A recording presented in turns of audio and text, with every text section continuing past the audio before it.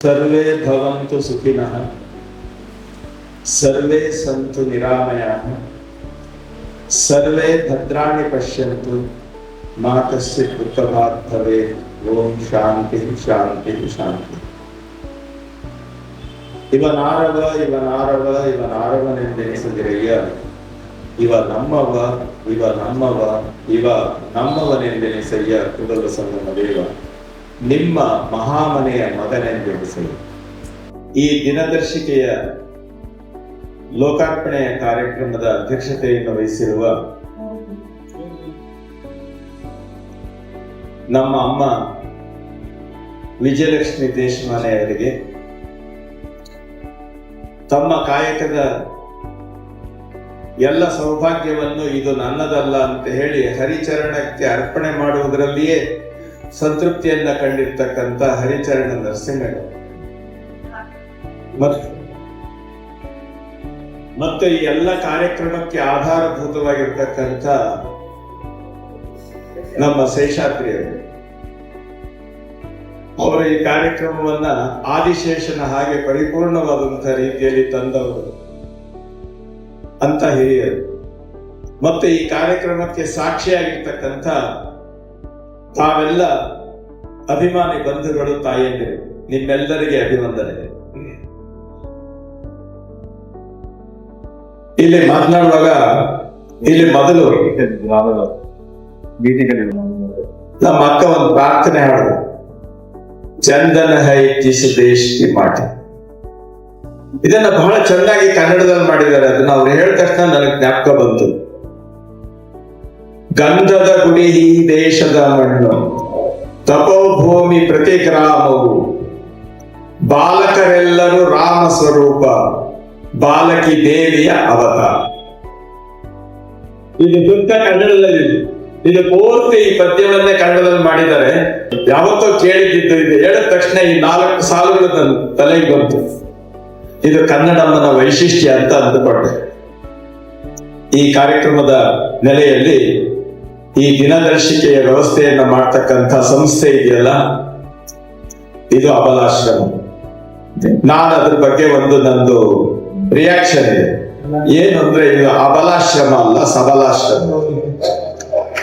ಕಾರಣ ಇಷ್ಟೇ, ನಮ್ಮ ಆಚಾರ್ಯ ಶಂಕರ ಭಗವತ್ಪಾದರು ಶಿವಶಕ್ತ್ಯಾಯುಕ್ತಃ ಯದಿ ಭವತಿ ಶಕ್ತಃ ಪ್ರಭವಿತು ನಚೇತ್ ಏವಂ ದೇವೋ ನಖಲು ಕುಶಲ ಸ್ಪಂದಿತುಮಪಿ ಅತಸ್ತ್ವಾಮಾರಾಧ್ಯಾಂ ಹರಿಹರ ವಿರಿಂಚಾದಿರಭಿರಪಿ ಪ್ರಣಂತುಂ ಸ್ತೋತುಂ ವಾ ಕಥಂ ಅಕೃತ ಪುಣ್ಯ ಪ್ರಭವತಿ. ಆ ತಾಯಿಯ ಒಂದು ವೈಭವವನ್ನು ಅವರು ಹೇಳಿದರು. ಆದಿಶಕ್ತಿಯ ಅದ್ಭುತವಾಗಿರುವಂತಹ ಒಂದು ನೆಲೆ, ನಿರಾಕಾರ ಸ್ವರೂಪನಾದ ಭಗವಂತನನ್ನ ಸಾಕಾರಗೊಳಿಸಿ ಎಲ್ಲರ ಹೃದಯದಲ್ಲಿ ಪ್ರತಿಷ್ಠೆ ಮಾಡಿದಂಥವಳು ನಮ್ಮ ತಾಯಿ. ಕನ್ನಡಕ್ಕೊಂದು ವಿಶೇಷವಾದ ಅವಕಾಶ ಇದೆ. ಇಲ್ಲಿ ಮಾತನಾಡ್ತಾ ನನಗೆ ಸಂಜೆ ಹೊನ್ನಮ್ಮ ಜ್ಞಾಪಿಸ್ಬೋದು. ಸಂಜೆ ಹೊನ್ನಮ್ಮ ಮೈಸೂರಿನ ಅರಸರ ರಾಣಿಯ ಆಪ್ತ ಸಖಿಯಾಗಿ ಕೆಲಸ ಮಾಡ್ತಾ ಇತ್ತು. ಅಲ್ಲಿನ ವಿದ್ವಾಂಸರು,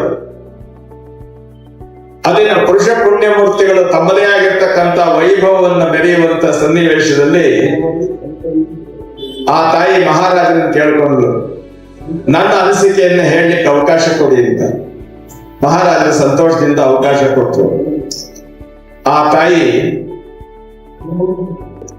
ಆ ಸಾಲುಗಳು ಹೇಗಿವೆ ನೋಡಿ. ಇದನ್ನ 55-56ರಲ್ಲಿ ನಮ್ಮ ಶಾಲಾ ಪಠ್ಯಪುಸ್ತಕದಲ್ಲಿ ಓದಿದ್ದು ಇವತ್ತು ಜ್ಞಾಪಕ ಇದೆ. ಹೆಣ್ಣಲ್ಲವೇ ನಮ್ಮನ್ನೆಲ್ಲ ಪಡೆದ ತಾಯಿ, ಹೆಣ್ಣಲ್ಲವೇ ಪೊರೆದವಳು, ಹೆಣ್ಣು ಹೆಣ್ಣು ಎಂದು ಏತಕ್ಕೆ ಬೀಳುಗಳಿವಿರಿ, ಕಣ್ಣು ಕಾಣದ ಕಾವಿಲರುತ್ತು. ನೀವು ಕಣ್ಣಿಲ್ಲದ ಕುರುಡರಾಗಿ ಯದ್ವಾ ಮಾತಾಡಬೇಡಿ ಹೆಣ್ಮಕ್ಳನ್ನ, ಅದು ಹರಿಬದೆಯ ಧರ್ಮ ಅಂತ ಹೇಳಿ ಅದು ಪ್ರಕಟ ಆಗಿದೆ. ಅವನ್ನೆಲ್ಲ ನಮ್ಮ ಶಾಲೆಗಳಲ್ಲಿ ನಮ್ಮ ಹೆಣ್ಮಕ್ಳಿಗೆ ಅದನ್ನ ಟೆಕ್ಸ್ಟ್ ಆಗಿ ಕೊಡ್ಬೇಕು. ಅದನ್ನೆಲ್ಲ ಸ್ವಾಭಿಮಾನದ ಪ್ರತೀಕ. ಇದಿಷ್ಟೇ ಅಲ್ಲ, ಇಡೀ ದೇಶದಲ್ಲಿ ಕನ್ನಡ ನಾಡನ್ನ, ಕನ್ನಡಿಗರನ್ನ ಬಿಟ್ಟು ಈ ರಾಷ್ಟ್ರಕ್ಕಾಗಿ ಹೆಸರನ್ನ ಉಳಿಸ್ಕೊಂಡಂತ ಯಾರಾದ್ರೂ ತಾಯಂದಿರ ಬಗ್ಗೆ ಹೇಳ್ತೀರಾ ಅಂತ ಹೇಳಿದ್ರೆ 2 ಹೆಸರು ಮಾತ್ರ ಜ್ಞಾಪಕಕ್ಕೆ ಬರುತ್ತೆ. ಒಂದು ಝಾನ್ಸಿ ರಾಣಿ ಲಕ್ಷ್ಮೀಬಾಯಿ, ಇನ್ನೊಂದು ಅಹಲ್ಯಾಬಾಯಿ ಹೋಳ್ಕರ್. ಇವರನ್ನು ಬಿಟ್ರೆ ಬಾಕಿ ಇನ್ಯಾರಿಗೂ ನಮ್ಗೆ ಜ್ಞಾಪಕ ಬರಲ್ಲ. ಅದೇ ರೀತಿಯಲ್ಲಿ ನಮ್ಮ ಕನ್ನಡದ ಹೆಣ್ಣುಮಕ್ಕಳ ಬಗ್ಗೆ ಹೇಳಲಿಕ್ಕೆ ಹೋದ್ರೆ ಎಲ್ಲಿ ತಲುಪ್ತದೆ ಗೊತ್ತೇನು? ಕಾಕತೀಯ ರಾಜವಂಶ, ಕನ್ನಡದ ರಾಜವಂಶ ಉತ್ತರ ಭಾರತದಲ್ಲಿ ಆಳ್ವಿಕೆ ನಡೆಸ್ತಾ ಇತ್ತು. ಯಾವುದು ಇವತ್ತು ಎಲ್ಲೋರ ಅಜಂತ ಇತ್ಯಾದಿ ಅದ್ಭುತವಾಗಿರುವಂತ ಸೃಷ್ಟಿಗಳಿವೆ, ಇದೆಲ್ಲಕ್ಕೂ ಮೂಲವಾದದ್ದು ಕಾಕತೀಯ ರಾಜವಂಶ. ಆ ರಾಜವಂಶದಲ್ಲಿ ಅನಿರೀಕ್ಷಿತವಾಗಿ ರಾಜ ಮರಣ ಹೊಂದಿದಾಗ, ರಾಜಕುಮಾರ ಇನ್ನು ಚಿಕ್ಕವನಾಗಿದ್ದಾಗ ಆ ರಾಜ್ಯದ ಜವಾಬ್ದಾರಿಯನ್ನು ವಹಿಸಿಕೊಂಡು ಪರಿಪೂರ್ಣವಾಗಿ ಅದನ್ನ ನಡೆಸಿ ಸಮ್ಮುಖವಾಗಿ ಸ್ವಾತಂತ್ರ್ಯವನ್ನು ಉಳಿಸಿಕೊಟ್ಟವಳು ರಾಣಿ ರುದ್ರಮ್ಮ. ನಮ್ಮ ಪಂಡಿತರು ಎಂತ ಬುದ್ಧಿವಂತರು ಗೊತ್ತಾ? ಶಾಸನಗಳಲ್ಲಿ, ಆಕೆ ಕೊಟ್ಟ ಶಾಸನಗಳಲ್ಲಿ ಬರೀಬೇಕಾದ್ರೆ ರುದ್ರಮ್ಮ ಅಂತ ಬರೋದು ಏನೋ ಒಂದು ಸಂಕೋಚ ಅವರಿಗೆ. ಪ್ರತಾಪ ರುದ್ರದೇವ ಅಂತ ಆಕೆ ಹೆಸರು ಬದಲಾವಣೆ ಮಾಡ್ಕೊತಿದ್ದ. ನೋಡಿ ಎಷ್ಟು ಸಾರಸ್ಯ ಇದೆ. ಅದಷ್ಟೇ ಅಲ್ಲ, ಅಲ್ಲಿಂದ ಈ ಕಡೆ ಬಂದ್ಬಿಡೋಣ. ಶಿವಾಜಿ ಮಹಾರಾಜರು ಅವರು ಓದಿದ್ದು ಬೆಂಗಳೂರಿನಲ್ಲಿ. ಅವರ ನಂತರದವರು ಕೊಟ್ಟ ದಾನ ಇವತ್ತು ಶಾಸನ ಇದೆ ನಮ್ಮ ಕಾಡುಮಲ್ಲೇಶ್ವರ ದೇವಸ್ಥಾನದಲ್ಲಿ. ಆ ಪುಣ್ಯಾತ್ಮ ರಾಜ್ಯದ ವ್ಯವಸ್ಥೆಯಲ್ಲಿ ಹೋರಾಟ ಮಾಡುವಾಗ ದಾರಿಯಲ್ಲಿ ಅವರಿಗೆ ಸ್ವಲ್ಪ ಆಹಾರದ ಕೊರತೆ ಆಯಿತು. ಅವತ್ತಿನ ಕಾಲದಲ್ಲಿ ಇದ್ದದನ್ನು ಕಿತ್ಕೊಳ್ಳೋದೇ ಒಂದು ರಾಜಧರ್ಮ ಅಂತ ಲೆಕ್ಕ ಇದ್ದಿದ್ರಿಂದ ಒಂದು ಊರಿನ ಮೇಲೆ ದಾಳಿ ಮಾಡಿದ್ರು. ಅದನ್ನೆಲ್ಲ ಕಿತ್ಕೊಂಡ್ರು, ಅಡ್ಡ ಬಂದಂತ ರಾಜನನ್ನ ಕೊಂದ್ರು. ಇದನ್ನು ನೋಡಿ ರಾಣಿಗೆ ಕೋಪ ಬಂತು. ಆಕೆ ನೇರವಾಗಿ ತನ್ನ ಸ್ತ್ರೀ ಸೈನ್ಯವನ್ನ ತೆಗೆದುಕೊಂಡು ನೇರವಾಗಿ ಶಿವಾಜಿ ಮಹಾರಾಜರ ಶಿಬಿರಕ್ಕೆ ಹೋದ್ರು. ಬನ್ನಿ ಯುದ್ಧಕ್ಕೆ ಅಂತ ಕರೆದ್ರು. ಶಿವಾಜಿಗೆ ಆಶ್ಚರ್ಯ ಆಯ್ತು, ಏನಿದೆ ಬಂದು ಕೇಳ್ದ, ಏನ್ ತಾಯಿ, ನಿಮ್ಮ ಸೈನಿಕರು ಕೇಳಿದ್ರೆ ನಾವು ನಿಮ್ಗೆ ಊಟಕ್ಕೆ ಇಡ್ತಾ ಇದ್ವಿ, ಈ ರೀತಿ ದರೋಡೆ ಮಾಡಿದ್ದಾರೆ, ಅದಕ್ಕೆ ನಾನು ಶಿಕ್ಷೆ ಕೊಡ್ಲಿಕ್ಕೆ ಬಂದಿದ್ದೇನೆ, ನಮ್ಮ ಪ್ರಾಂತ್ಯ ರಾಜನನ್ನು ಕಳ್ಕೊಂಡಿದ್ದೇನೆ. ಆ ರಾಜ್ಯ ಯಾವುದು ಅಂತಂದ್ರೆ ಬೆಳವಡಿ. ಆ ತಾಯಿಯ ಹೆಸರು ಮಲ್ಲಮ್ಮ, ಬೆಳವಡಿ ಮಲ್ಲಮ್ಮ. ಶಿವಾಜಿ ಮಹಾರಾಜನಿಗೆ ತುಂಬಾ ಮನಸ್ಸಿಗೆ ಬೇಜಾರಾಯ್ತು. ತನ್ನ ಒರೆಯಿಂದ ಖಡ್ಗವನ್ನ ತೆಗೆದು ಆಕೆಯ ಪಾದದ ಮೇಲೆ ಇಟ್ಟ. ನೀವು ಕೊಟ್ಟ ಶಿಕ್ಷೆಗೆ ನಾನು ಗುರಿಯಾಗ್ತೇನೆ. ಆ ತಾಯಿ ಹೇಳಿದ್ಲು, ನಿಮ್ಮ ಸೈನಿಕರು ತಪ್ಪು ಮಾಡಿದ್ದು ನೀವಲ್ಲ. ಅದಕ್ಕೆ ಅವನು ಹೇಳ್ದ, ಭೃತ್ಯಾಪರಾಧ ಸ್ವಾಮಿನೋ ದಂಡ. ಸೇವಕರು ತಪ್ಪು ಮಾಡಿದ್ರೆ ಯಜಮಾನನಿಗೆ ಬುದ್ಧಿ ಕಲಿಸಬೇಕು, ಅದಕ್ಕೋಸ್ಕರ ನಾನು ಬಂದಿದ್ದೇನೆ. ಈ ಮಾತನ್ನ ಕೇಳಿ ತಾಯಿ ತುಂಬಾ ಇದಾಯ್ತು. ನಿನ್ನನ್ನ ಮಗನಾಗಿ ಸ್ವೀಕಾರ ಮಾಡಿದ್ದೇನೆ, ಹೇಳು ಅಂತ ಹೇಳಿ ಆ ಕತ್ತಿಯನ್ನ ತೆಗೆದು ಕೊಟ್ಟು ನೀನು ಧರ್ಮ ರಕ್ಷಣೆ ಮಾಡುವಂತ ಆದೇಶ ಕೊಟ್ಟಳು. ಇವತ್ತು ನಾವು ಶಿವಾಜಿಗೆ ಅಂಬಾಭವಾನಿ ಖಡ್ಗ ಕೊಡುವಂತ ಫೋಟೋ ನೋಡ್ತೇವಲ್ಲ, ಅದರ ಐತಿಹಾಸಿಕ ಇದೆ ನಾನು ಹೇಳ್ತಾ ಇರೋದು. ಬೆಳವಡಿ ಮಲ್ಲಮ್ಮ. ಅಲ್ಲಿಂದ ಹಾಗೆ ಬಂದ್ರೆ ಕೆಳವಿಯ ಚೆನ್ನಮ್ಮ.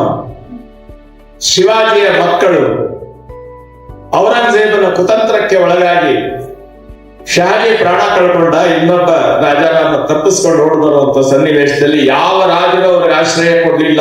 ಯಾಕೆ ಅಂತಂದ್ರೆ ಔರಂಗಜೇಬನ ಕೋಪಕ್ಕೆ ಗುರಿಯಾಗಬೇಕಾಗತ್ತೆ ಅಂತ. ಕೆಳವೆ ರಾಣಿ ಚೆನ್ನಮ್ಮ ಆತನಿಗೆ ಆಶ್ರಯ ಕೊಟ್ಟಲು. ದಕ್ಷಿಣ ಭಾಗಕ್ಕೆ ಕಳಿಸಿ ಔರಂಗಜೇಬನ ಸೈನ್ಯವನ್ನ ಎದುರಿಸಿದ್ರು. ಮೊಟ್ಟ ಮೊದಲು ಔರಂಗಜೇಬನ ಸೈನ್ಯಕ್ಕೆ ಸೋಲಿನ ಕಜ್ಜಾಯವನ್ನ ತಿನ್ನಿಸಿದವಳು ಕೆಳದಿ ರಾಣಿ ಚೆನ್ನಮ್ಮ. ಎಂತ ಅದ್ಭುತ ಇದೆ. ಅಲ್ಲಿಂದ ಹಾಗೆ ಮುಂದಕ್ಕೆ ಬಂದ್ರೆ ಕಿತ್ತೂರು ರಾಣಿ ಚೆನ್ನಮ್ಮ, ಬ್ರಿಟಿಷರಿಗೆ ಪಾಠ ಹೇಳಿದಂತ ತಾಯಿ, ಸ್ವಾತಂತ್ರ್ಯದ ಹೋರಾಟಕ್ಕೆ ಪ್ರೇರಣೆ ಕೊಟ್ಟಂತ ವೀರ ಮಹಿಳೆ.